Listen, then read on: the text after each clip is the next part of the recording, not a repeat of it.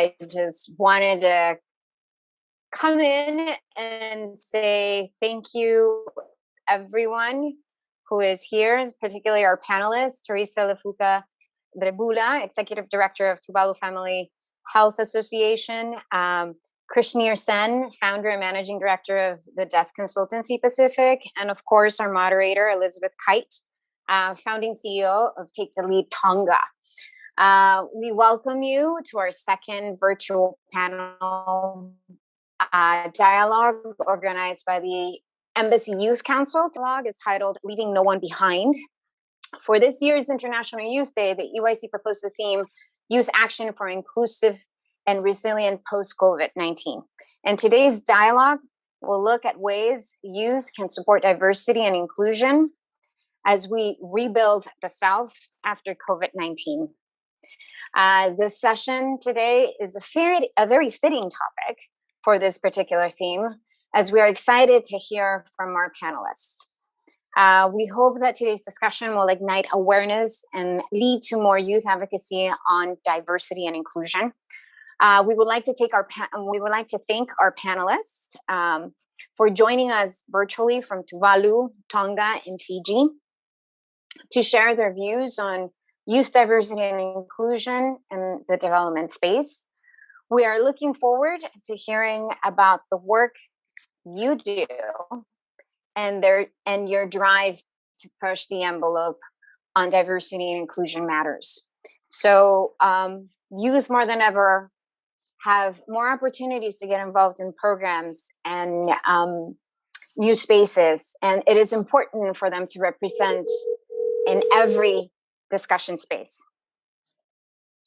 As the leaders of today and tomorrow, at U.S. Embassy Fiji, we recognize and appreciate and continue to encourage diversity and inclusion. I wish you all a successful and engaging session today, and happy Youth Empowerment Month, guys. You have been amazing. Special thanks to the EYC, Avikash, Abdul.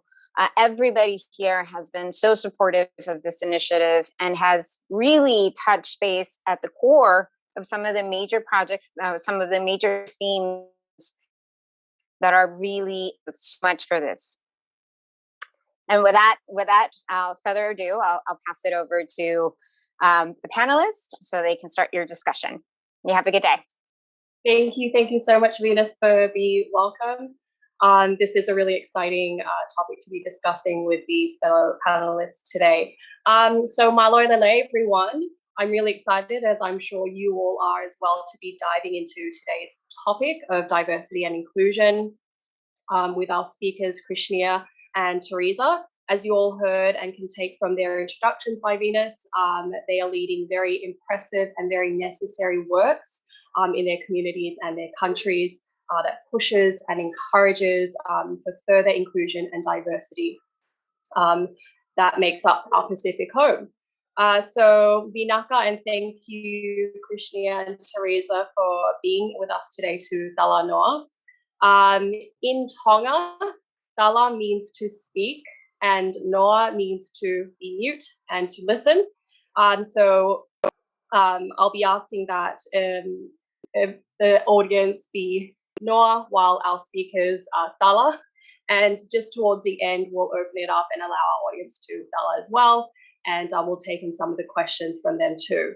But before we begin with our questions, please note that this is an open platform for youth, and all views expressed in this discussion are personal and do not reflect or represent that of the US Embassy. So without further ado, I'll start off with if you can both just tell us more about the work that you each do. Maybe I'll start off with Teresa, if you can tell us more about the work that you do with the Tuvalu Health Association and how you push for inclusion and diversity in your workplace. Hello. Okay. Talasa from Tuvalu, and Elizabeth for the introduction. Thank you also to the U.S. Embassy in Fiji office and all the facilitators for this initiative and program and platform that you've allowed all of us to be a part of to empower youth. Currently the executive director for the Tuvalu Family Health Association, which is the only NGO in Tuvalu that advocates and spreads awareness and services and provides services on sexual reproductive health and sexual rights. We also have a aim, which is to serve and to reach out to the underserved and marginalized in the community, which really includes the LGBTQ, women, children, and people living with disabilities. One of our famous slogans in the office is also leaving no one behind whenever we take a message out.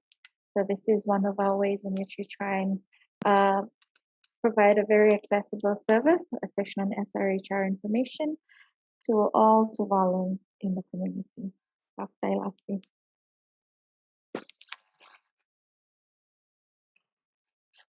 Wonderful. I think I'll pass it on to Krishneer now as well. If you can just give us more of an introduction of yourself and what you do as the Managing Director of the Deaf Consultancy for the Pacific.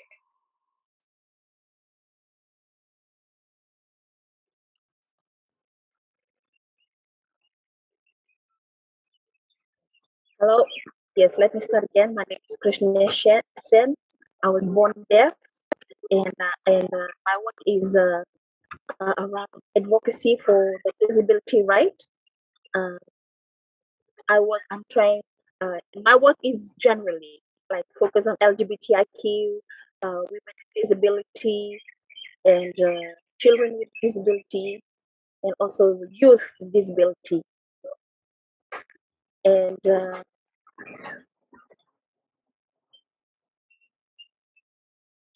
I have Masters of Human Rights, which I went to London and studied, and I graduated from London. And I'm here. I'm working as establishing my company for the Deaf Consultancy Pacific, because I can see that our disability, they have not more, they are not representing, like there's not enough voices there in representing their right. So I'm working not only focus on the deaf, but in the different groups, LGBTIQ and the women's group for the person with disability. And I really include myself in plenty in other platform in trying to address their rights and make sure that everyone live and enjoy life just like everyone else. So yes, I focus on the I also work representing in the international youth for in representing the voice of person with disability. Yes, and that's all. Thank you. Wow, it's really impressive to hear both the work that you're each leading in your communities. It's really impressive that you were the only NGO in Tuvalu to be, pushing out information on SRHR. That's especially helpful for communities like the LGBT. So that's incredibly impressive. And Krishneer as well for all your efforts as well, including not just the deaf, but also expanding out to other marginalized and underrepresented groups too. So you both have shared on your efforts around inclusion and how you encourage that in your workplace. I'm just wondering if you can tell us, we'll start off with Teresa, can you tell us some of the ways the government, your government, and other stakeholders, in your country and in the Pacific can improve their approach towards building an inclusive society? Teresa first, and then we'll come to Krishneer, please.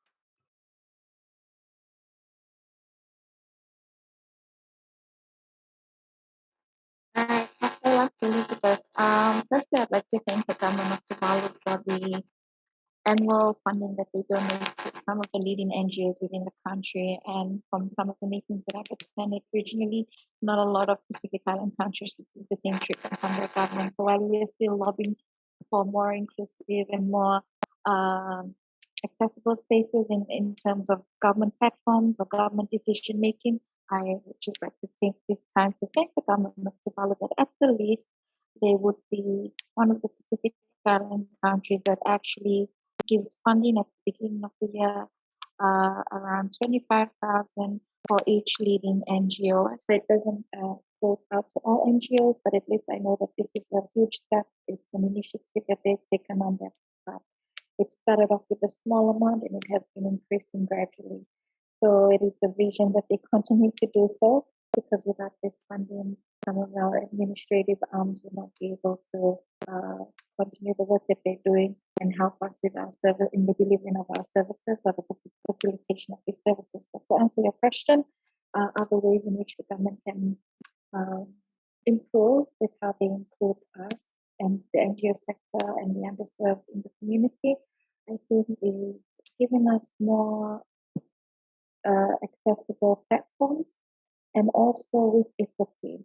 People always say, well, you were invited, but I believe in this saying that you're invited to the party, but you're not allowed to dance.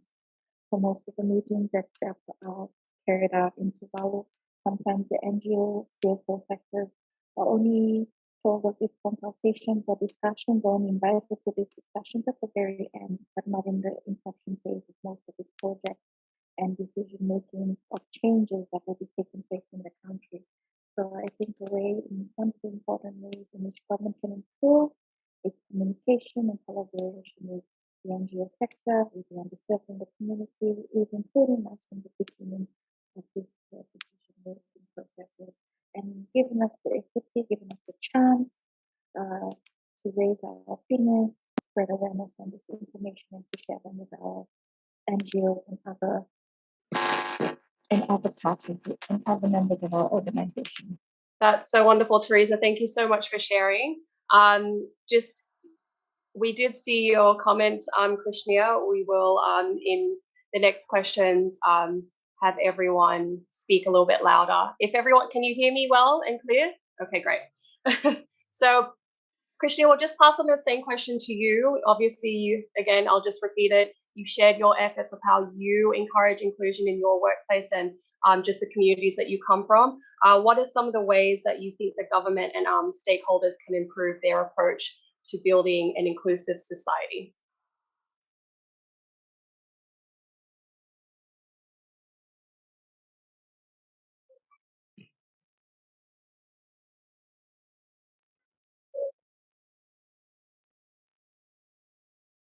Yes. For me, I'm really strong in trying to voice out for our to be the voice of a person with disability. I I really, my work is really going out in the different organization and trying to voice out the different issues on the races, LGBTIQ, children, youth, and I focus generally on them. And for inclusion, it's for me. I'm supporting our our deaf members, their voice, and making sure that they are heard in the different platform that they are involved in. And yes, I also work with the government and the different stakeholders in trying to make sure that they are recognized, their right is protected, and they are also being heard in the different level, whether you are in the LGBTIQ community or a person with disability. So I'm just making sure that their right is respected by the individual, and we are trying to involve in the people, the policy makers, uh, like because, like, for example, now we have our rectifying of the UNCRPD here in Fiji, and that means we really have a strong documents there to support us in our work, and especially in Fiji.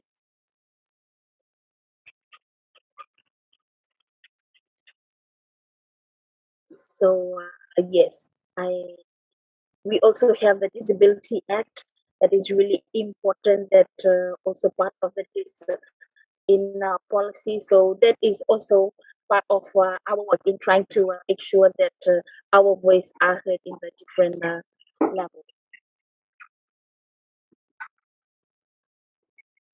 And also in some company, they already they also have they employed a person with disability, especially the deaf, uh, in their workplace, because that is something that it's really hard to try to get them in the workplace. And yes, and we are now we know that our work is really stepping out those people, and they are also aware that we are also equal, and we, even though we have some forms of disability, but we have the skills that the unhidden skills that they didn't see that we have in us.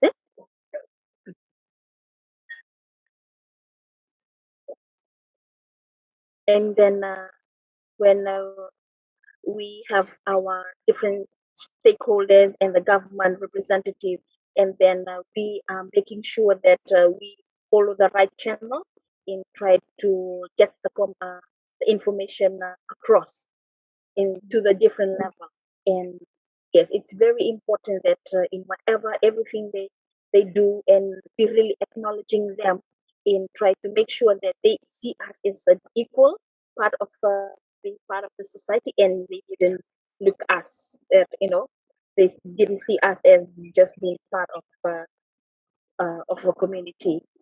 So yes, and the different uh, we have different programs and some other uh, project that we are working on. So we make sure that no one left behind. We encourage them, and then we include them and make sure that we work together so they are aware of our rights, and even so that, and also the skills that we have in us.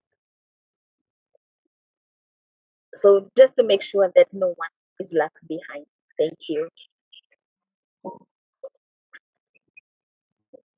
Wow, that's so impressive. Teresa, it's really impressive to hear that the Tuvalu government is funding your efforts annually. I think that's they're leading the way for the Pacific, and maybe they can talk to some of our own governments as well across the other islands to inspire them to also fund these sorts of efforts too. So that's really wonderful to hear.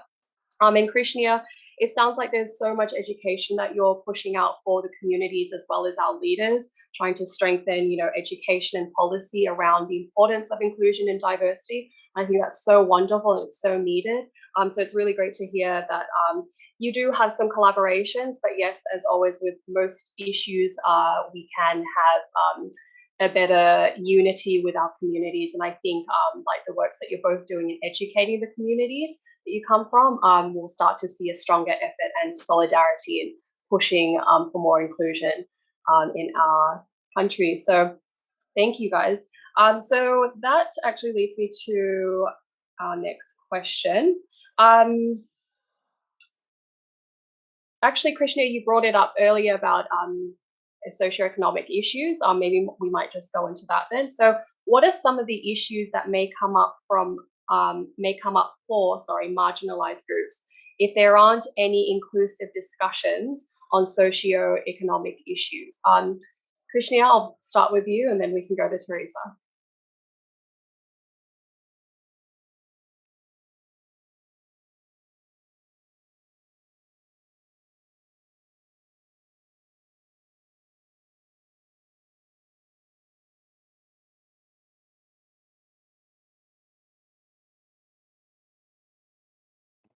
For the socio-economic issue, the only problem that we have is that they are not they are not included person with disability in the different in people who make a decision. It's more like, sometimes it's more like a barrier for us. So for the person with disability, the different approach that we use, sometimes that is the issue that we have, the communication, the barrier that we have.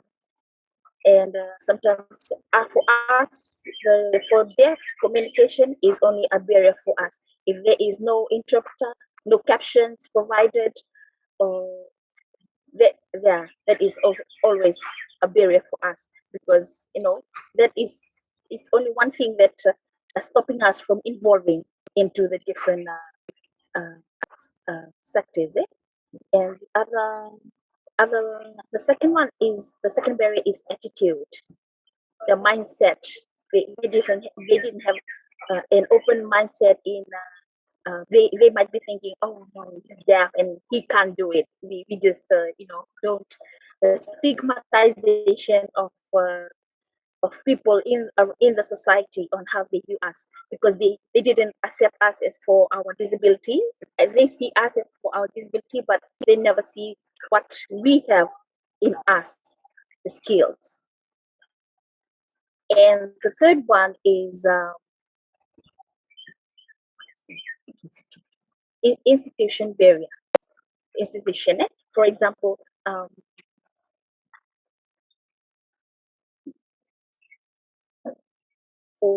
for people who for policymakers or the lawmakers, they have a little or no awareness at all for or any background knowledge on person with disability or the LGBTIQ rights. So they are not aware of their rights. So that's why in plenty of this issue, their rights are not be aware while they making all this policy in the laws. And the fourth one is the physical barrier. The physical barrier that we have, for example, the building, the school, and the different places, public places, they are not accessible.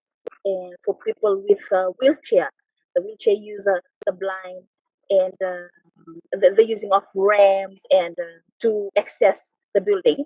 So it's very hard. Accessibility is so that's why it makes it they are staying in at home and they are not enjoying life just like everyone else, going out in the public places and participate in what they love to do. For example, for us deaf, when there is emergency, they only use the sound alarm. But for us, if we're in the building and then there's a fire or something happen, there is no light to indicate us that there is emergency happening. So people might just leave and leave us behind. So yes, those are some of the social discrimination that we feel that it still happen in the society. And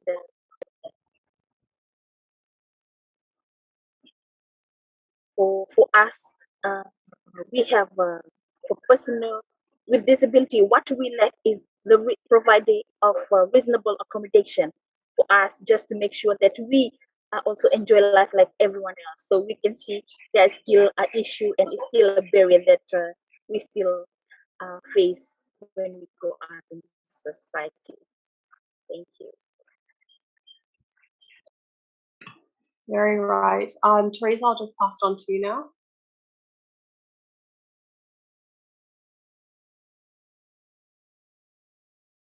All right, thank you. All right, with the social economic issues that NGOs and CSO sectors in Somalia face, one would be, as I've already alluded to in the introduction of the safe spaces, enabling spaces, empowering spaces. Sorry, Teresa. Are you able to please speak a little bit louder so our interpreter can hear you? Okay. All right, just a little bit louder. All right.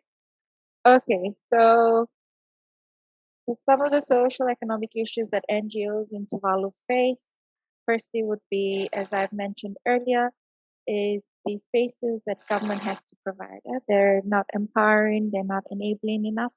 Sometimes we're invited at the end after decisions have been made. And many times they say that the processes that they have arrived to in certain decision making policies and meetings, they say that it does not and should not involve NGOs or CSOs. So this, I would like to reiterate what Krishna has mentioned. This also goes back to attitude and mentality. And conceptualize to my background, the attitude and mentality that many people in my country have against NGOs and the CSO sector. Many of them think that we're not experienced enough, we're not skilled enough, or we don't have the degrees, or we are not highly educated as the civil servants are. So why should we partake in such discussions? Also, So why should we partake in such discussions? So many times we get invited to meetings in Tuvalu, and I feel that it's just a tick of the box. It's just a tick of a box because this is what the donor required. Donor asked for inclusivity, and this is when they invite all the NGOs and all the CSOs, especially the umbrella bodies. So when this happens, it just makes us feel like we're being used. So these are some of the social economic issues that we currently face. Also, in terms of education opportunities, civil servants have this scheme where they get chosen depending on years of experience, and then they can go on scholarship, and it's called the in-service scholarship, meaning that they retain their positions in the government ministries that they work under, and then while they're on scholarship, they still retain these posts and still retain these privileges. For example, they still get their pay, even though they're out on scholarship, and they come back and then this money is waiting for them. This is not awarded to NGO CSO workers as well in Tuvalu. So if we do have to leave for further studying, we have to resign. And financially, we cannot afford this as well. And most of us understand this, but most of us with the vision and passion to develop the CSO and NGO sector have often lobbied. Why can't a separate batch of scholarships also be offered entirely just for the NGO CSO sector and stream, so that they too can develop and be more efficient and effective in how they help as the auxiliary arm of government, and carrying out the activities and complementing the work that our government has been doing, which we are doing at the moment. For example, health services. This is complemented by the Tuvalu Red Cross Society and also the Tuvalu Family Health Association. For services in education, this is also complemented by TASNOC, the Olympic Committee, and also many a times by the Fusialof Association, which is our disability association, and only association for people with disabilities in Tuvalu. So you see, we're all spread out. We also have other arms that assist the government, but sometimes they forget that we too need to develop our skills, that we too need to be offered equal opportunities just as much as the civil servants are offered these opportunities, so that we can continue being efficient and effective with the delivering of our services, because no one ever stays at the same level. So as government increases their services, so must we. So these are just some of the challenges that we face in country and some of the ideas that we've been lobbying for. Thank you. Wow, you mentioned so many things that, I can feel definitely from here in Tonga as well.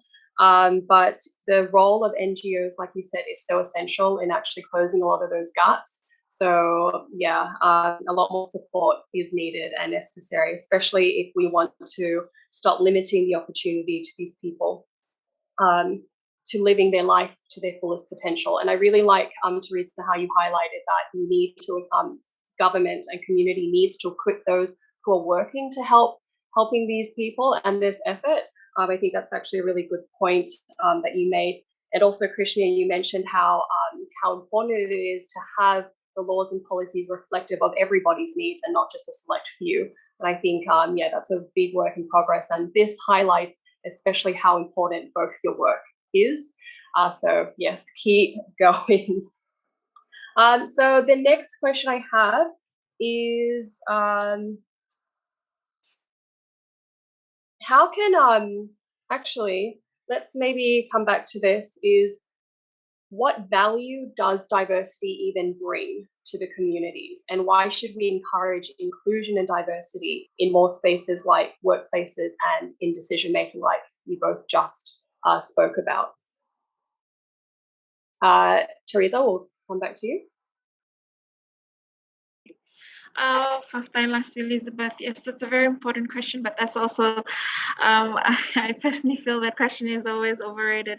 People always say it's so important to include diversity, it's so important to include inclusion, but what really are you trying to lobby for? Are you trying to fight? Are you trying to raise? When you raise these questions, in the sense that for me personally, what value does this bring? It brings mutual respect. Personally, I feel it just brings respect, it brings tolerance. If you're unable to tolerate someone or dislike someone, when you value someone, this is you actually respecting someone of a different ethnic group, someone of a different faith-based organization, someone of a different gender or sexuality. This all comes down to mutual respect. So I would say that the importance of inclusion, it all goes back to the 7 pillars of inclusion. When you value someone, when you include someone, you're actually respecting them. You're respecting them enough to hear their voices, and not just to note down that, yes, you've opened the floor, you've allowed them to speak, but what I really want from most of our partners, most of our stakeholders, most of our government ministries, what I really ask them many times is, how are you going to implement what we've just stated? How are you going to include us or collaborate with us more? You've invited us to this forum. You've heard our voices. What are you going to do about it? So inclusion and diversity is not just about enabling spaces or empowering someone for just that minute or just for that time or duration of when you need them, just to show that you've been inclusive. For me, it's also a lifestyle. You have to be inclusive. You have to remember diversity. It's about your value, how you value the next human being and the respect that you have for them. It's about enabling them to have access to the information that you also have. It's about having the right attitude. It's about the choices, giving them choices and not just telling them one stream.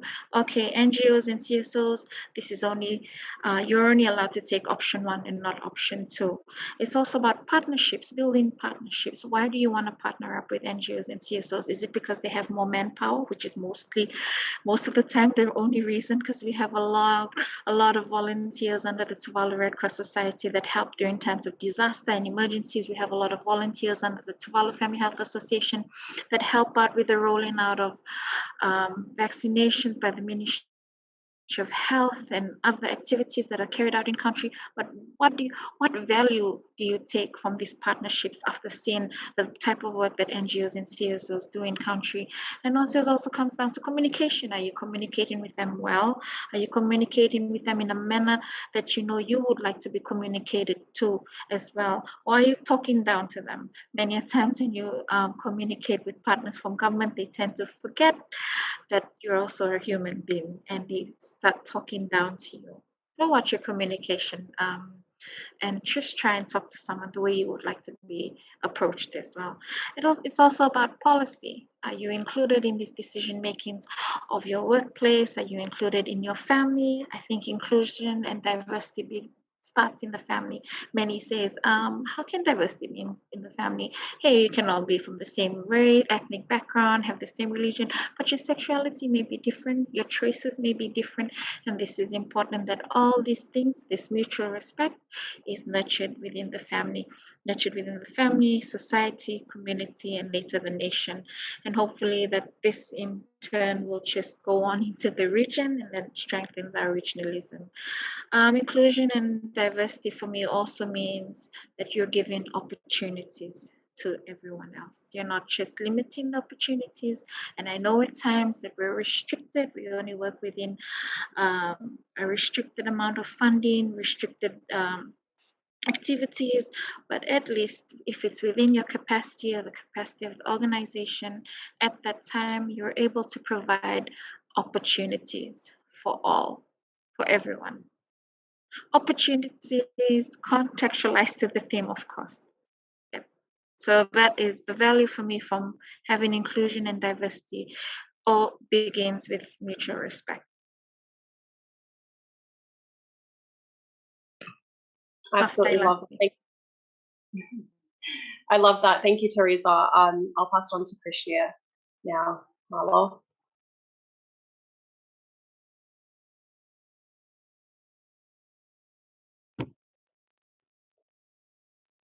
Yes, thank you, Teresa.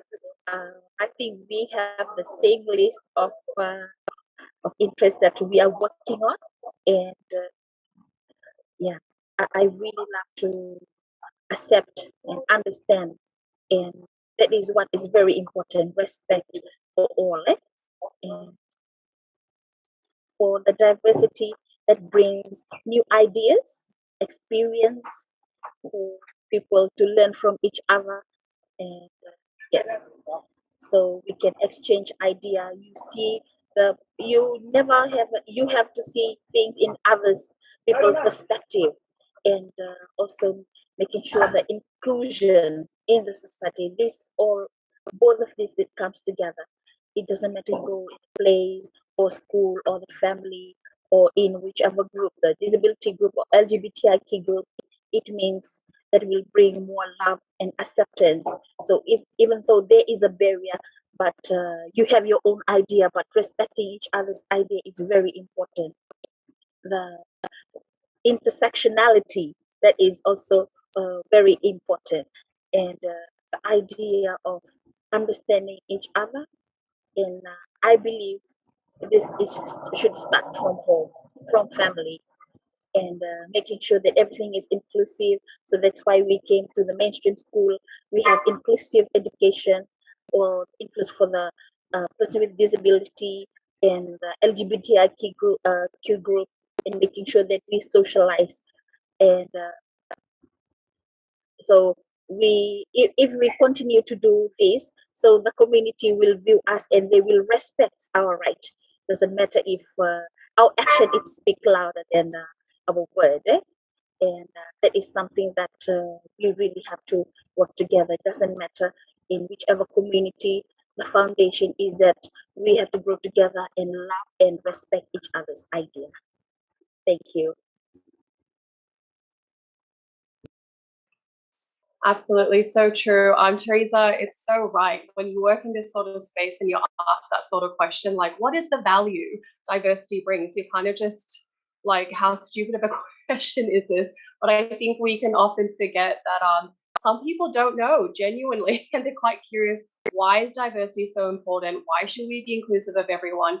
And I'm really glad that you both highlighted the strengths of and the necessity of inclusion and diversity. It strengthens, communities. It strengthens the quality of life for us all. It strengthens policies and education. And so, yeah, I'm really glad that you brought that up. But I also love, Teresa, how you kind of summed it up to one thing: is it's simply down to respect. We just respect one another. That's why it's so important to be inclusive and to, embrace everyone's differences and the diversity. And you also mentioned that as well, Krishneer. So thank you both for mentioning that. While we're actually on this, so it might be a good leeway to coming into talking about how you follow principles of diversity and inclusion, or can you talk to us about what are these principles of diversity and inclusion for those that might not know what this is? And we'll open up shortly to questions from the audience. So Teresa, we'll come back to you, and then Krishneer. Vafta Elizabeth, would you mind just repeating the last bit of the question, please?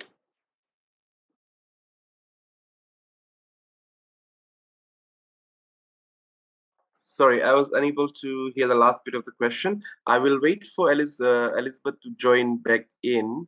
While she's coming back in, I just want to continue the conversation. I just wanted to ask Teresa and Krishneer, could you possibly tell us some of your personal experiences around diversity and inclusion as young people? Krishneer as a young person living with disability who's part of the LGBTI community, Teresa as a young Indigenous woman.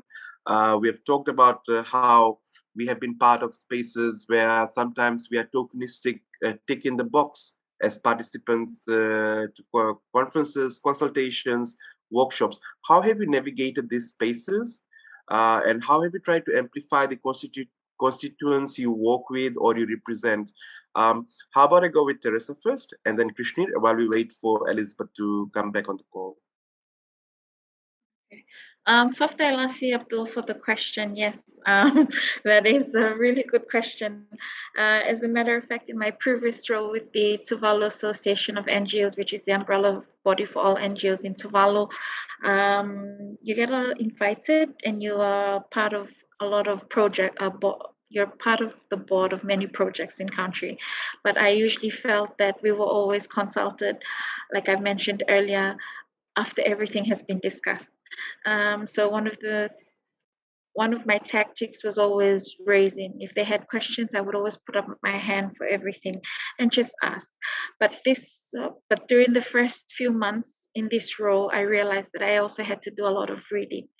It might have been for some time that the NGOs and CSOs have accepted how things are in the country, have accepted the way that they've been treated by government members. And this, I felt, was becoming a culture, becoming a norm.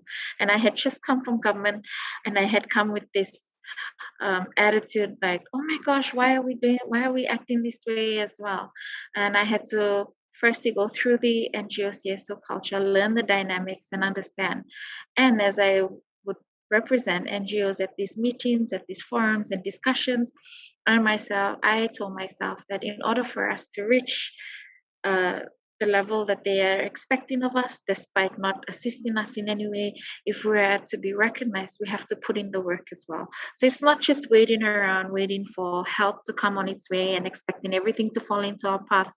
Us NGOs and CSOs, if we're also and other underserved people in the community, if we're trying to make a point, if we're trying to make a change, I think the onus is also on us to take responsibility of becoming more aware of the information that we receive, becoming more aware of what is happening around us, around the topics that we want to lobby for, and not just talking about it loosely, but talking about it and trying to emphasize keywords, keynotes that we want the government of the day to take note of.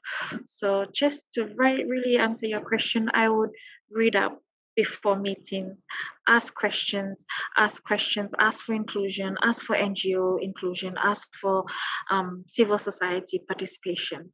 And I would also question, why weren't we consulted? And yes, sometimes it does sound like I'm singing the same song at every meeting, and with only a population of over 10,000, most of the same stakeholders are in the same meetings, but you just never give up, because what I've learned is sometimes if you say the same phrase over and over again, it actually sticks. If it just sticks with one person, if it just resonates with one person, at least you were able to reach someone in government. At least you were able to reach someone that can make a change or that is aware.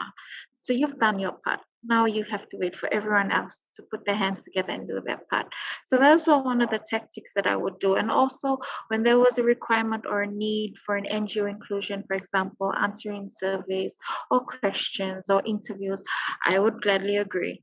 Because I had to show that, yes, we want to be involved. We're taking responsibility of any opportunity that you're going to give to us. Even many times it's very last minute, because like I mentioned, I think they think that we're right at the bottom of the food chain in the community. So many times these questions that were handed to other stakeholders in government were given much earlier. We get the last minute stuff, but you just have to work hard and prove a point and just try and lobby and just try and raise the standards of the NGO and CSO sector in Tuvalu, and was one of the tactics that I was carrying out. And as a woman, yes, it was quite difficult, especially internally, especially if you have older members of the community, which we respect, and culture dictates for us to respect them. It's quite difficult being a woman and very young at the same time. So many a times you have to practice respect and tolerance, and also just try and give your answers in a way that it would be received well by them. And many a times it's not, and they call you young and not knowing anything, but you just all take that as a learning experience and just keep going and keep doing your work, keep your head up. Half time. Thank you. Apologies for that. Life in the islands, we all know the internet sometimes just goes off without any reason. But yes, we'll pass now on to Krishneer to answer the question, Malo.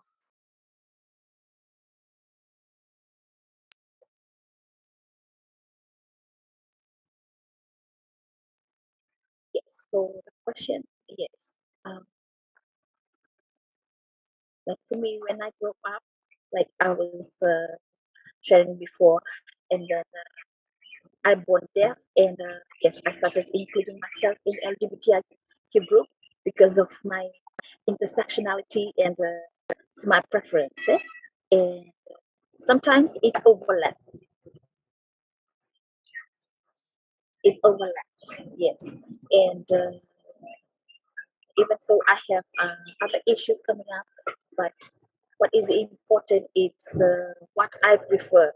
So for me, I'll just make sure that um, that discrimination doesn't have to be really happen in whatever the decision that I made.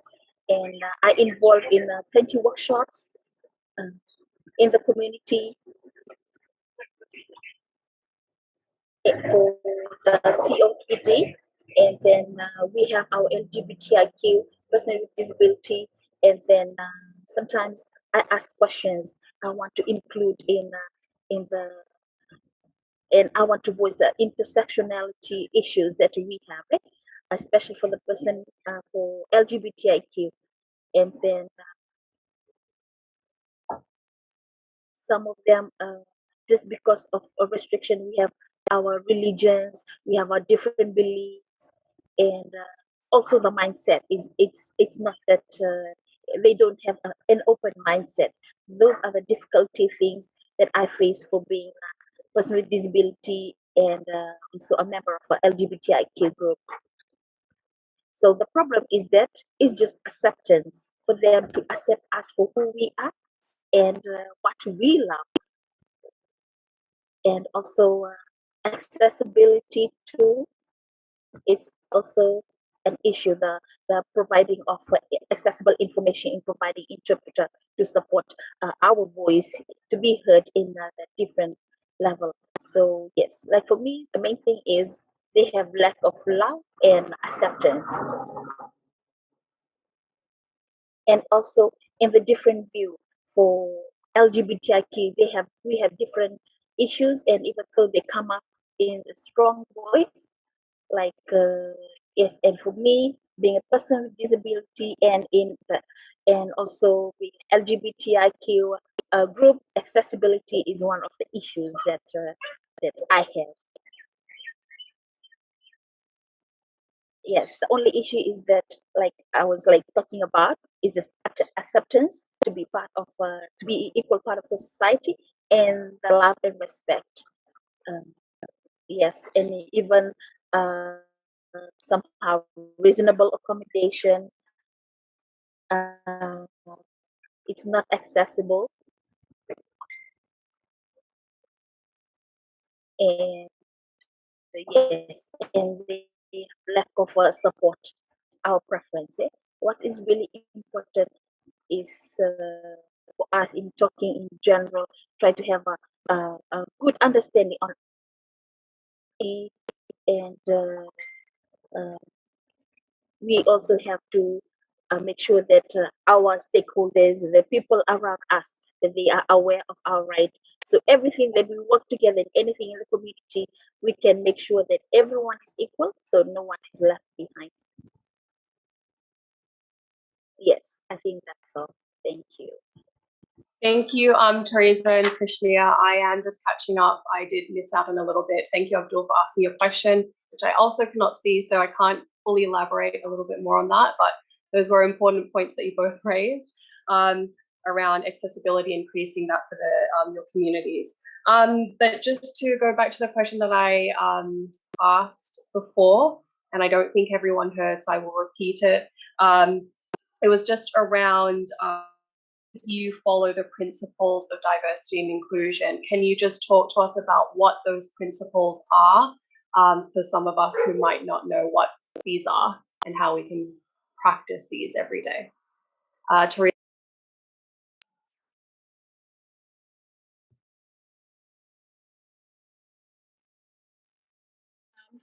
Elizabeth. Okay, so some of the pillars or principles that I have adopted on the way while working, while interacting with other people in the community is under inclusion is access. always making sure that the environment is accessible for all.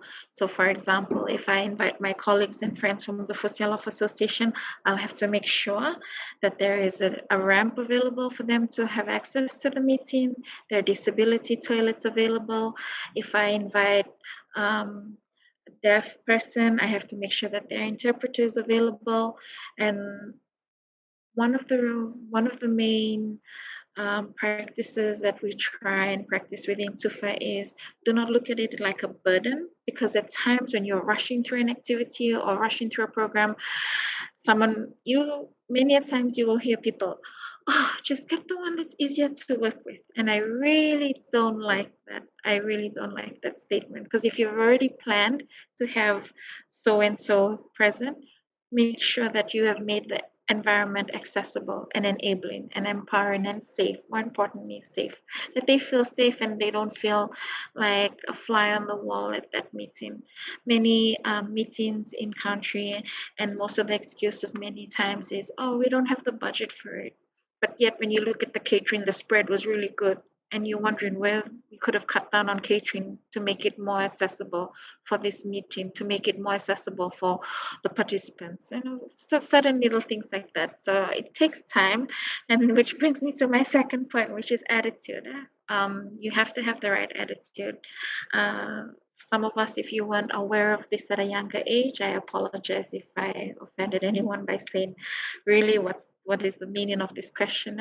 I had the privilege of attending, going to a school that also had the deaf school. I attended gospel school in Fiji, and I realized that then we also had the deaf school neighboring by. So I realized that the attitude of students that went to gospel was different from the attitude of students that went, maybe not all, but majority.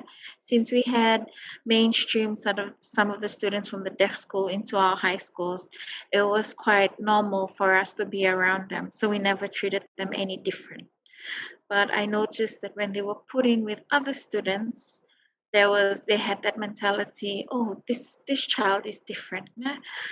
So it comes down to attitude. When you have attitude, so I would like to speak to the youth as you're growing into parenthood or the parent stages. Please, it's so important that you incorporate this when you're bringing up your children, because I think this has to be nurtured at a very young age. And my mom would put my brother and I for deaf sign language classes, because she was a teacher and she finished much later than our primary school ended. So we would go for sign language classes. So at a very young age, we were always around communities like the deaf community and people living with disabilities. So I'm not trying to stake brownie points on this point, but I'm just trying to emphasize that the attitude. And if you didn't have access or didn't have the benefit of being a part of these groups, it's never too late to become a part of these groups. It's never too late to join. Also, if you came from a background that did not have this understanding on things, that's all right. But it's what I always emphasize, it's never too late to learn anything. The only time it's too late is when we're 6 feet under. That's how I feel. So you just keep learning till the day you're called to rest. So it's about attitude. The third pillar I'd like to emphasize on is choice and opportunities. That third and fourth. When you're wanting to be inclusive or wanting to diversify things, you have to remember that you have to give choices, you have to give options and opportunities. There are certain situations where it's just flat rate, like this is the rule, this is how things are supposed to be. Yes, of course. But in other occasions, when you're holding meetings or forums or discussions or anything, remember to always provide choices and opportunities. In this way, you also get a feedback, or prior to the meeting or prior to a program or activity that you're about to facilitate, try and get feedback or responses as to what may be their take on how the program should be facilitated or where it should be facilitated. The other pillar would be partnerships, building partnerships. Always look for building partnerships, because we can never grow alone. No man is an island. So always look for partnerships and nurture these partnerships. Yes, many times you may start off on the wrong foot, but always just try and strengthen these partnerships, existing partnerships and roles that you have. And also just keep building them, keep reaching out. keep reaching out. Sometimes you get a little bit sad when you're bluntly cut off, or told, no, you're in the wrong forum. This is not your time to speak. I remember one time I went for a government dialogue, and I came on the day that was only meant for government ministries. But I was fortunate enough that one of the permanent secretaries whose ministry portfolio also looks after NGOs said, no, it's all right. You have every right to still sit here. So, you have to keep strengthening partnerships, because these partnerships will help you get into spaces that you need to be a part of in time while carrying out your work, services, etc. Communication, always have an open line communication. If there's anything that needs to be settled it in a very civil and diplomatic manner. I believe that if you have a problem or an issue, not a problem, I don't really like that. If you have an issue with someone or concern, it's best to just ask them directly not in front of people. The island mentality, we like to show our emotions and show if we're angry, and yes, sometimes we cannot hold it, but it's just best. What I believe is treat someone else like how you want to be treated. So always have open communication lines, and also for policies and decision makings, you have to be inclusive. You have to be. Sometimes you ask why, when they're not even a part of this, or the work that we're doing does not even involve them. But inclusivity is very important in decision making of any area of work, because if you're not inclusive of someone else, that means you're not respecting everyone else in the community, and you're only focusing on a certain target group. So those are the 7 pillars that I'd leave with you. Maybe other people have more, but these are the ones that I've been trying to practice ever since I've started working. So Fafta Elizabeth. Thank you so much, Teresa, for that. Those were really informative and very helpful, and I know it's definitely helped me, so it's definitely helping others as well to learn more.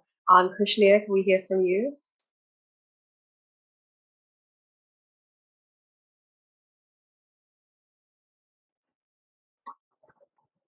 Thank you. Well, for me, my principle,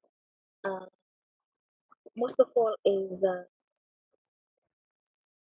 the principle that I always refer to is from the UNCRPD, the United Nations Convention for the Right of Persons with Disability.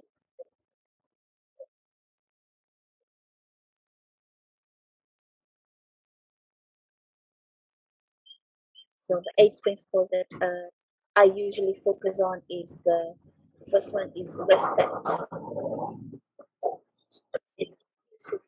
Dignity, respect for the individual, and respect for the different allies, just to make sure that we work together, even to our independent board days. And the second one is non-discrimination. For it's not like focus on anything, but it's general, not discrimination, general. In everything that we do, it should be non-discriminatory. And the third one is full inclusive and participation in the society. Yes, to become to be full inclusion in the society, and whatever the community are discussing, or in any meeting, we just make sure that we, the person with disability, we are also included in that conversation. And sometimes they see us like like seeing us as being part of should not be included, but we always encourage them for us to be included in everything that we do. And the fourth one is the respect for the different for everyone, respect for everyone.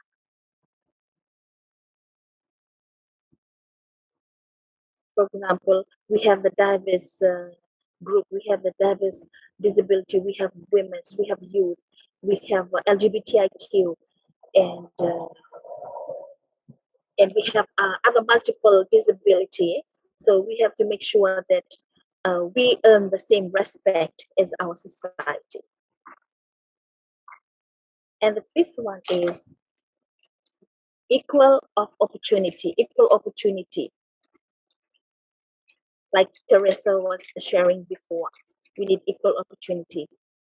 And the next one is accessibility. Yes, it's the same as I can see Teresa was talking on accessibility and equal participation of men and women. For example, for us, the able-bodied, like for us, like the hierarchy in our society, we know the man is always on top and the woman have to be down. And so it's very important for us just to make sure that everyone is equal in the society. It doesn't matter whether you are able-bodied or disability. And the last one is respect for the different ethnicity. So make sure that we respect our identity in whatever ethnic group.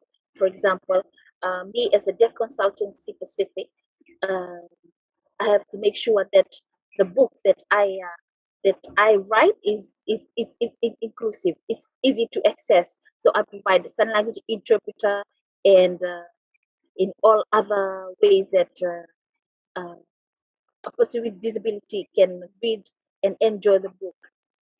So what's really important is that for us to start working in the foundation of everything that we do is to make sure that inclusive is being part of it. It's either you create a storybook or you have a teaching lesson. It's just to make sure that you have this opportunity in making sure that the children, when they are young, they are aware of inclusion is very important part of the society, and just making sure that no one is left behind. For mostly for parents in the community, in the school, they have to make it sure that they are aware of the principle that that also encourage us and for us to have the same respect with everyone. So, yes, so thank you. That's all. Thank you so much, both Teresa and Krishna, for sharing those pillars. While I was listening, these pillars are really reflective of pretty much Pacific pillars in general. So it's not like these are anything new for people to be like, taken away, taken aback from. These are very much part of our culture and who it is that we are as Pacific people. And that's all that we have to do is just pretty much look back at our Pacific values and practice those. And in that, we'll see better inclusion and acceptance of the diversity of our people.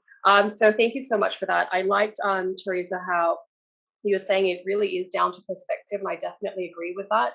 I used to teach Tonga's only Braille class, and just pushing to have Braille classes in the public education system, it's been quite difficult. There has been some movement in including people living with disabilities in the education system, but it has been very hard and difficult to push that to really show the abilities of these people and how strong of the citizens that they actually can be.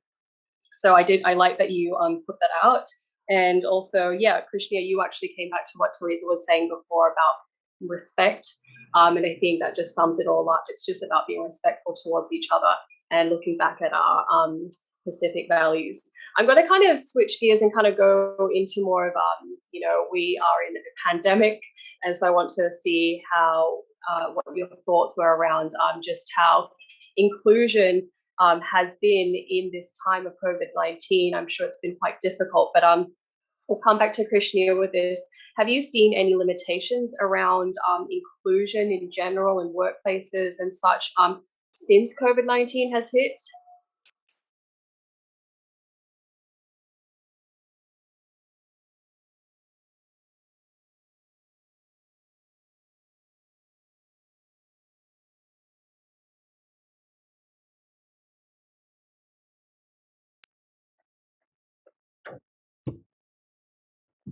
Well, for us,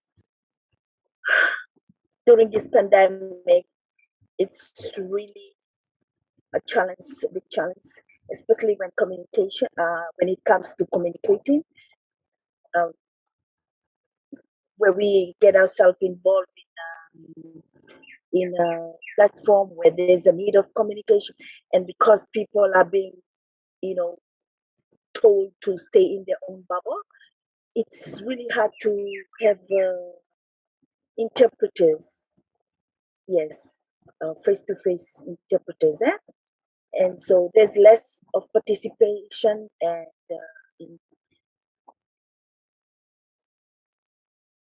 but we are so happy because there's a lot of advocacy happening, program happening on the ground, just so that there's access of us into different platforms, in Zoom platform, I mean mainly on online. And there's I'm so happy that interpreters were able to be part of this example, like what is happening right now. Eh? We having interpreters, and also there are other different platform in Fiji where the dismantling of information, especially now, interpreters are being included in those special announcements.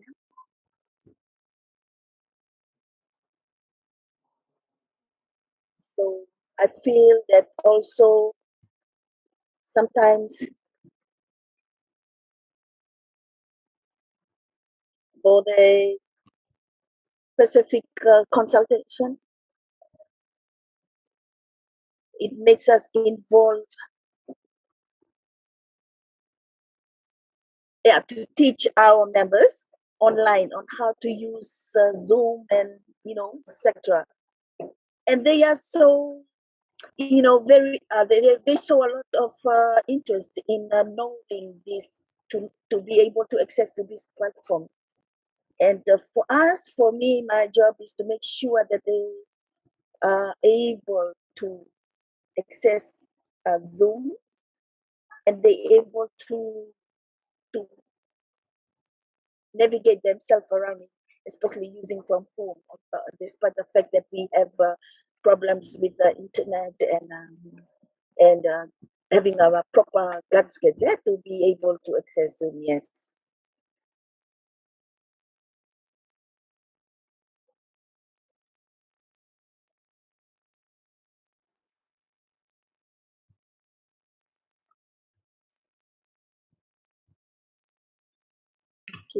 Teresa? Okay, Faftailasi Elizabeth, and thank you, Krishneer, and your interpreter. I think I know her. She might be my cousin, but anyways, hi, bye.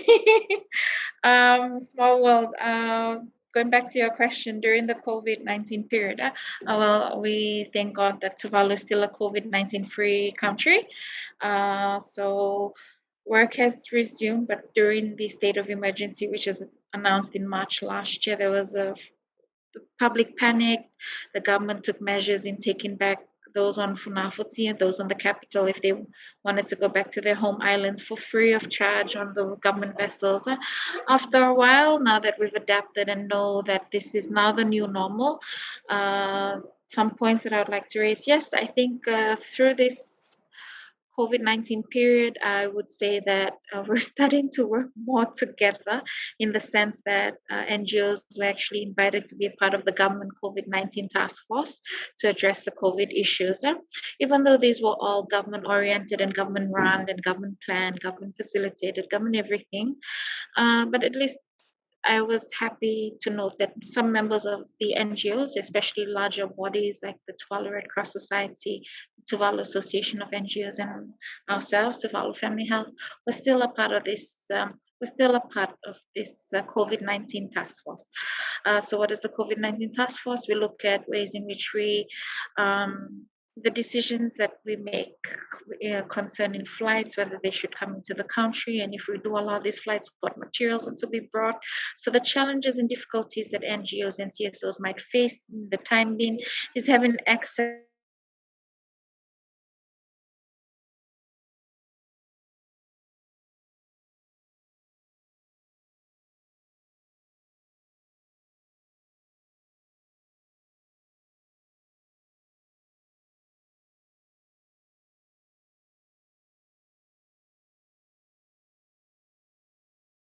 internet at a better pace, better connection than before. Also, some of the challenges would be awareness raising.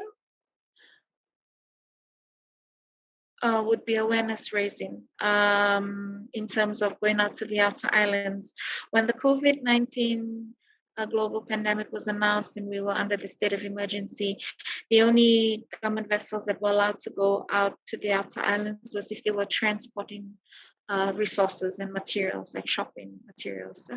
But so awareness had to stop for some time, not only for government ministries, but also for NGOs, because we also reach out to the outer islands.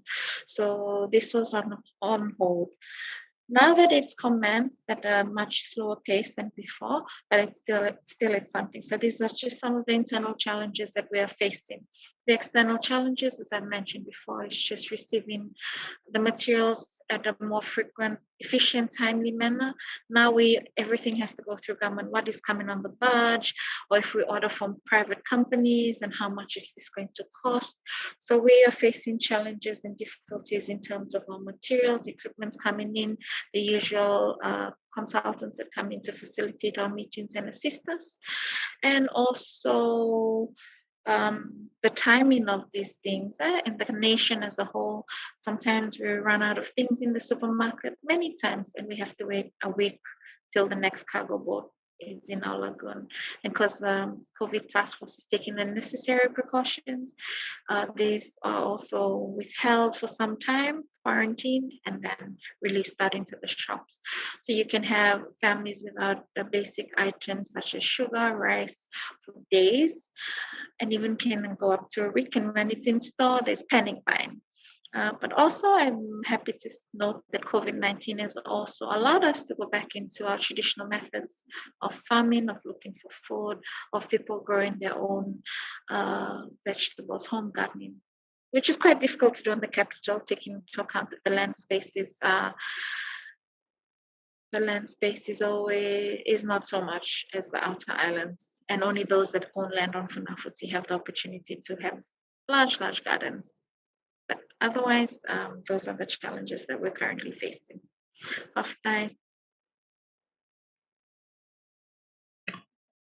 Thank you for that. It's right that there has been more solidarity and unity, it seems, among the NGOs, CSOs, and government in tackling more of our national issues. And I think it's because we're more laser focused on around health with COVID-19. But you raise a really good point that we are really blessed. Tonga's the same. We don't have any cases of COVID-19, which actually I wanted to ask you a different question, Krishneer, being in Fiji, where it has had COVID-19 cases, around vaccination drives. Have there been, how's the messaging going? Is it inclusive, are you finding, in educating everybody and reaching out to everybody? How can we make sure that we aren't leaving anyone behind with the messaging for vaccination drives in Fiji, do you think?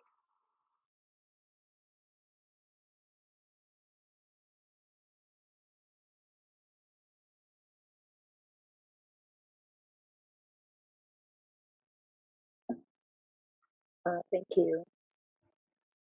For us here in Fiji, we have a lot of platform where interpreters are involved. For example, we have them in the news, we have them in a special press conference and special announcement that are made by different by the MOH, Ministry of Health, about vaccine. There are also programs that have been implemented by the Ministry of Health to be involved, and our interpreters are also involved to interpret in those platforms. Are invited to interpret, to be interpreting, to interpret the announcement. And for us, the community, we keep watching those in website, in the ministry, the different website. Sometimes it's on Facebook, the panel discussion about the vaccine, the safety of vaccine. Yeah, there's a lot of program that is being done by the government and also the Ministry of Health. trying to make us understand of how vaccine is being bought and where the location, and also being taken us away or clarify us from being in the, being fooled by other false stories in Facebook.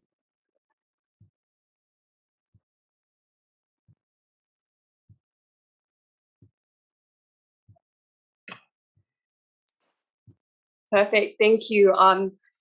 Yeah, it's good to see that the Fiji government is being inclusive with their messaging, and I think I hope that it won't be the case that we will eventually have a case in Tonga, but at least we have governments to look to for direction and imitate how they've been inclusive as well. So that's really great to hear.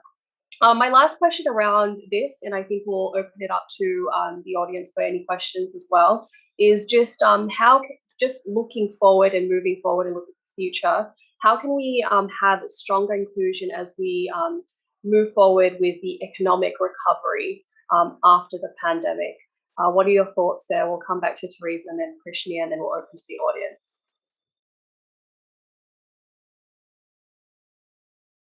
After last year, Elizabeth, and my thoughts, I think my points that I've raised will never change. We're lobbying for inclusive platforms. We keep lobbying for equal opportunities, equal representation. But yes, I might say that this COVID-19 has brought us together with government, because most of the rollout of vaccinations, they need the volunteers, they need the manpower, and this manpower is only from the NGO and civil society sector. But moving forward during this recovery phase, which is pray and hope that CSOs and NGOs in all Pacific Island countries will be recognized. It's not, I know for a fact that it's not so much the acknowledgement, but it's the recognition. It's recognize us and know that we are here to help. Because many a times some government ministries and stakeholders get very territorial with their work. They feel that we shouldn't be the ones implementing it, NGOs and CSOs, or we shouldn't be the ones that are the leading agents for a certain project or programs. But that is not the point. It's more collaboration and open communication, because the vision that I have is that we're working effectively and proactively for the benefit of the nation as a whole, and in turn for the benefit of the Pacific. So a way forward is to continually work together. You'll have some like-minded people in the room, you'll have some that still detest this idea, but that doesn't mean that this should deter us or deter our focus. We should just keep working till we're 6 feet under, as I've mentioned. So yes, just keep working and keep doing what we've been doing, but while trying to raise our standards and meet the requirements that is expected of us, and even more if possible.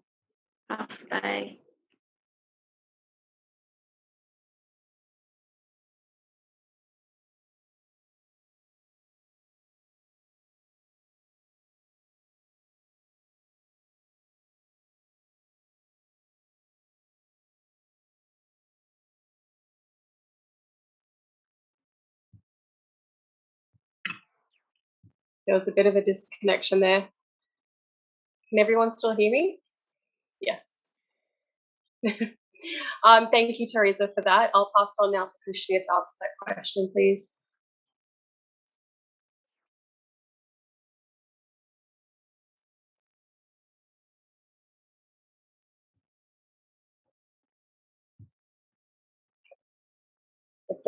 For me, it is really to be accepted with the people with disability. There's different organizations, and to be accepted into whatever programs that they do, the awareness. What is relevant for us to be able to access to those platforms that they provide, they produce.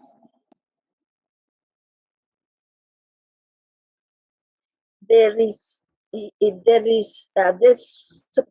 should be a good dialogue with them on how things can be accommodated for us, because the best thing is consult with us. how we can be able to access or be facilitated in whatever programs that they do.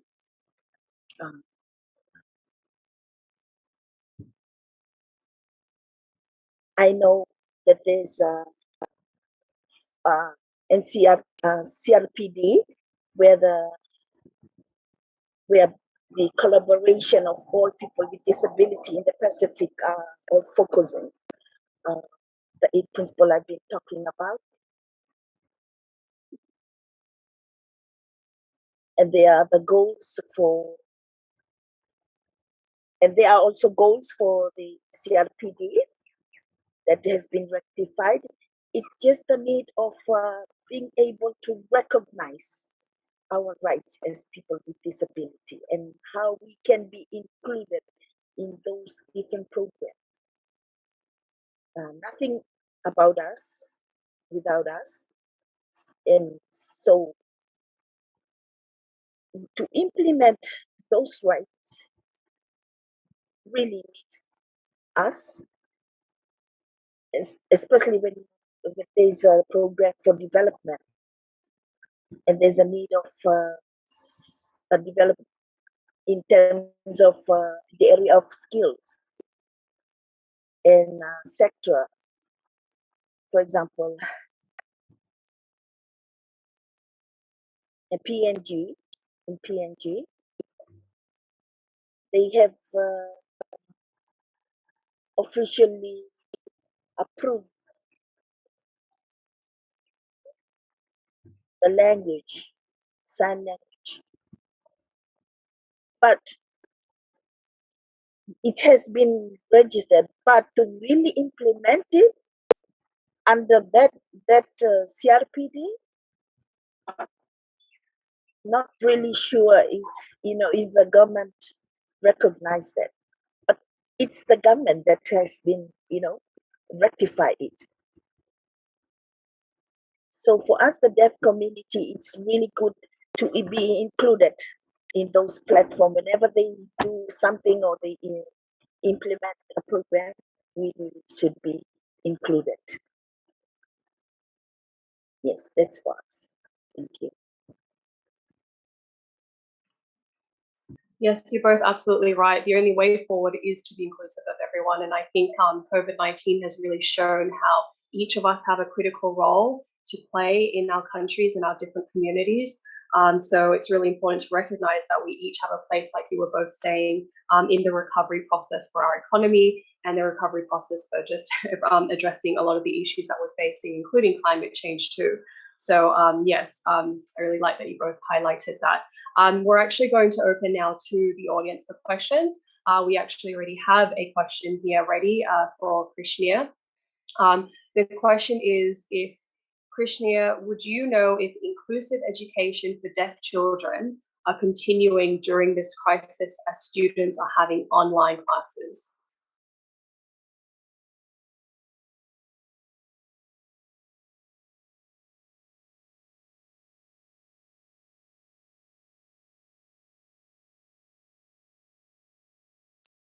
Thank you for the question. To respond to that question, I feel that I got some feedback from some of the deaf students, especially in rural areas. It's really a challenge for them because it's really different compared to the face-to-face education. Because face-to-face, there is an interpreter, and then there's no problem with us accessing to a Zoom platform when it's face-to-face. There's not much problem, like not much things to do in order for education to take place. And now, because everything has resorted to online education, we have to have proper gadgets, like we have to have a proper equipment to be able to facilitate and accommodate the needs of students who are deaf at home. I mean, when education is now that education is to be done from home, sometimes there's an interpreter available, Sometimes it's really hard.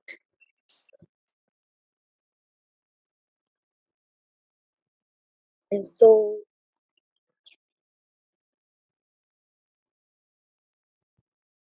and also for now, the Ministry of Education has resorted to uh, activities been given to through the radio where the deaf cannot hear, and also we needed, if there's a program, it should come in a TV to make it fair for us to see.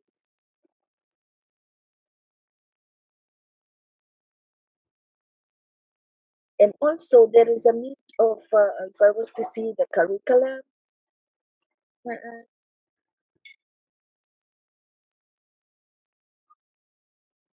I really recommend that there is a need of inclusive of for deaf people, deaf students, especially curriculum-wise, yeah. Just so that no one's left behind. Yes. And also, yes, there's really a great need for those deaf people out there to get to access to all the different materials, different programs that are set by the Ministry of Education. I feel that there is still a gap and lack, yeah. And also there's lack of interpreters around, and they're doing a lot of job around at the same time that education is happening.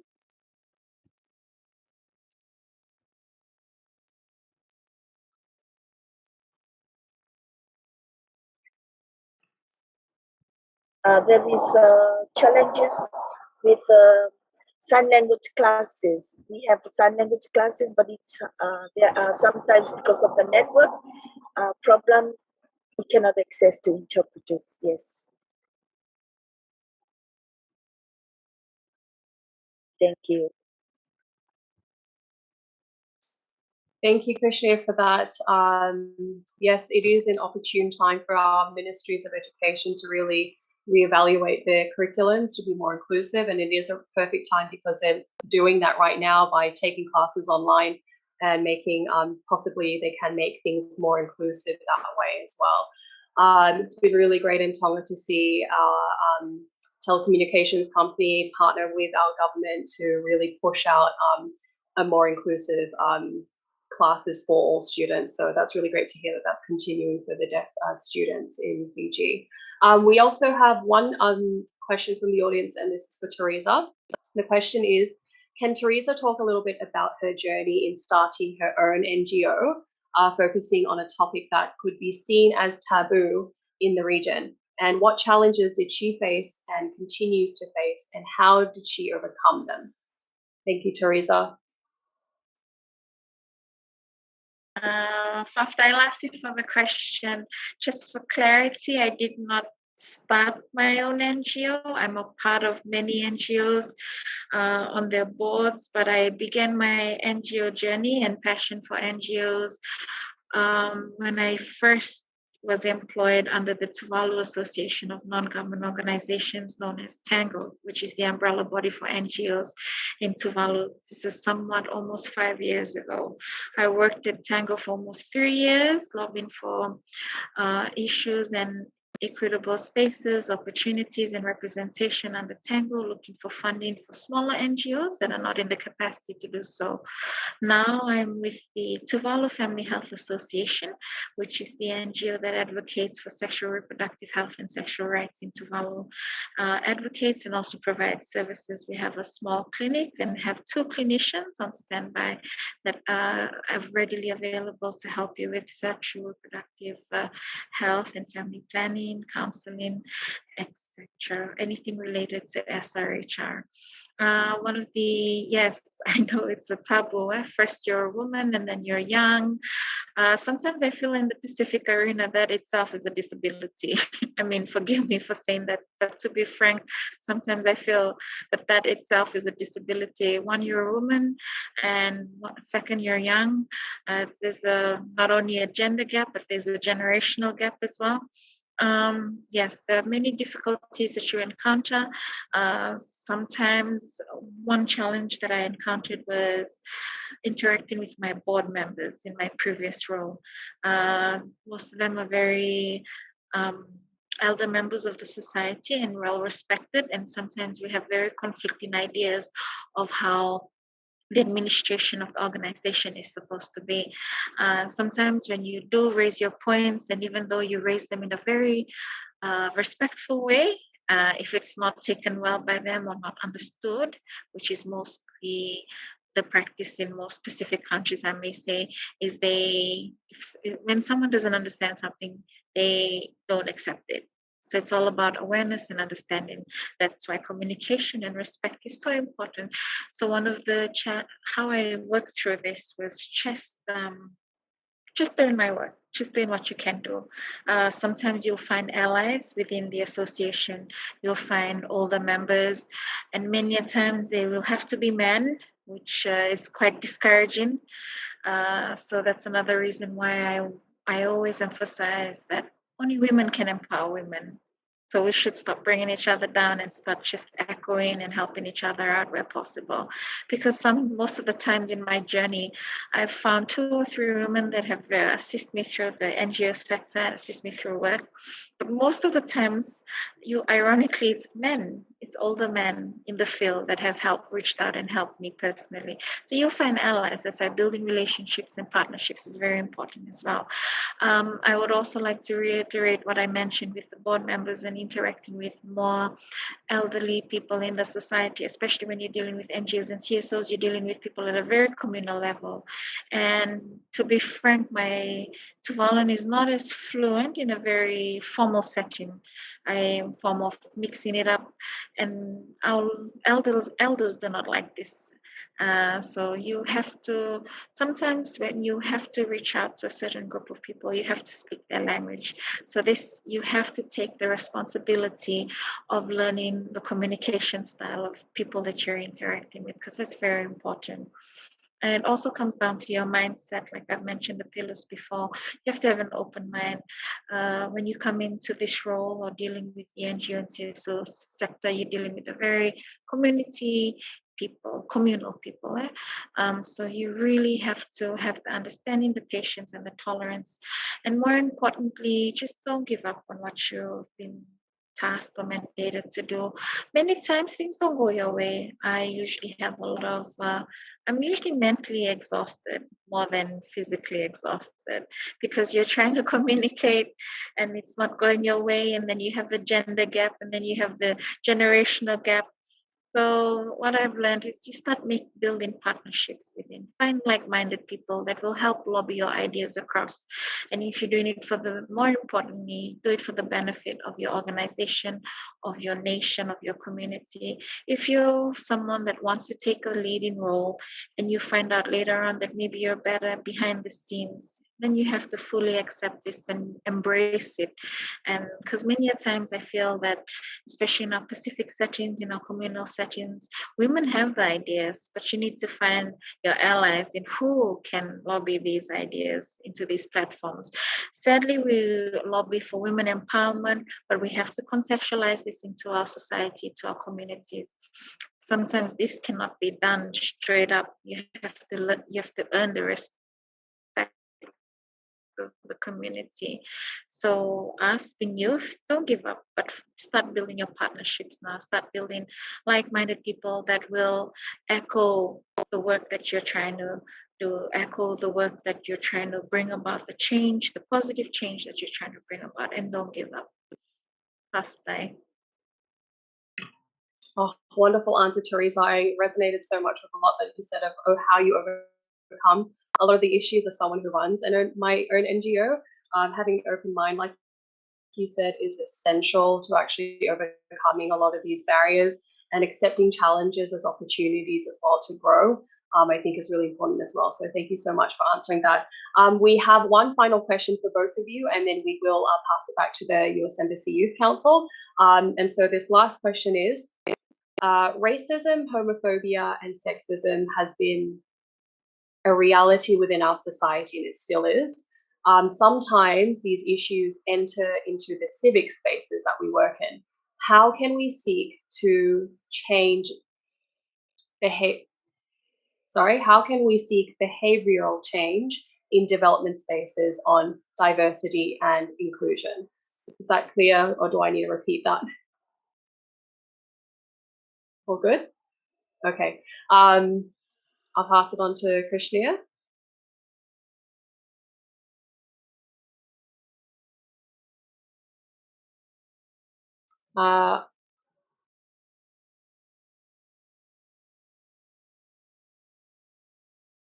I'm not, oh, there we go.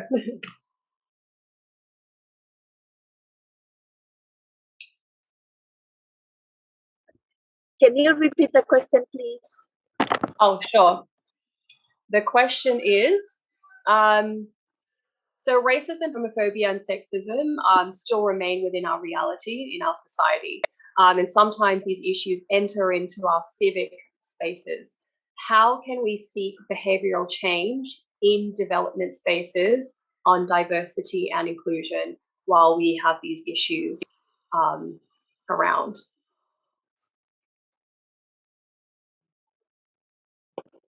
Krishna, we'll start with you.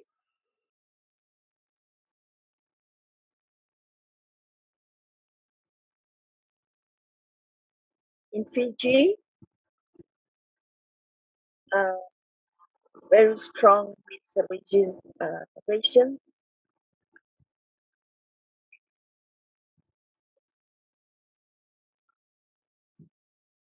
And also with phobia.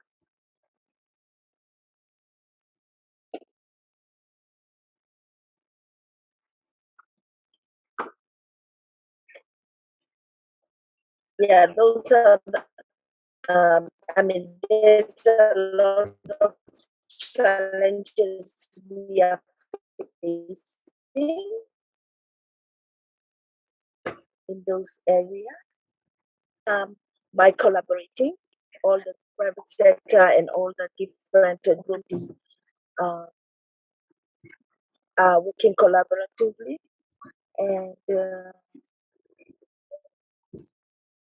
making partners understand, especially case, and also other elderly people to understand, especially in the community, and working with partners to help changes happen in the community. Not only that, the nation level.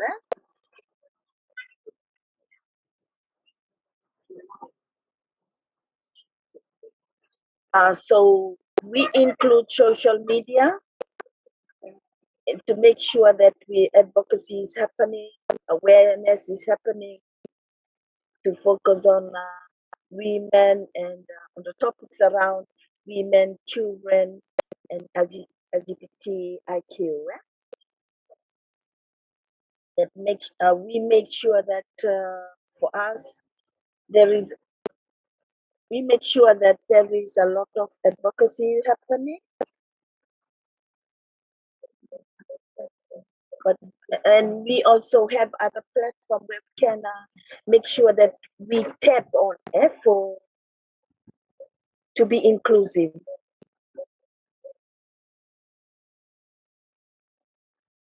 For discrimination,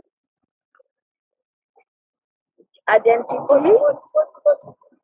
for me as an identity, I am a deaf person and I'm also an LGBTQ. I mean, yes, and also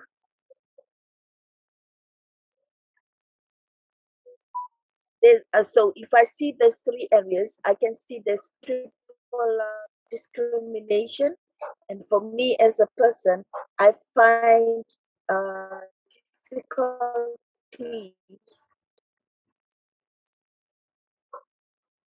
Three areas, but like for me, the collaboration, working collaboratively with the partners and also the community will take away all these phobia, racial discrimination, yes, and others, yes. For me, it's collaboratively working together with partners. Thank you.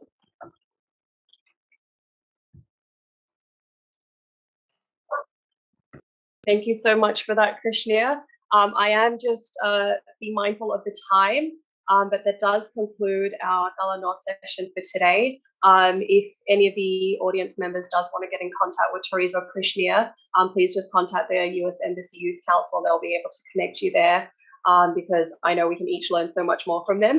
We can sit here and talk for hours. But that does conclude our Talanoa session for today. Thank you again, Krishneer and Teresa, for lending us your very valuable time and being part of this dialogue, an important discussion on helping to inform more of us around the Pacific, on how we can each do better to be inclusive in our own workplaces and just in our general actions day to day.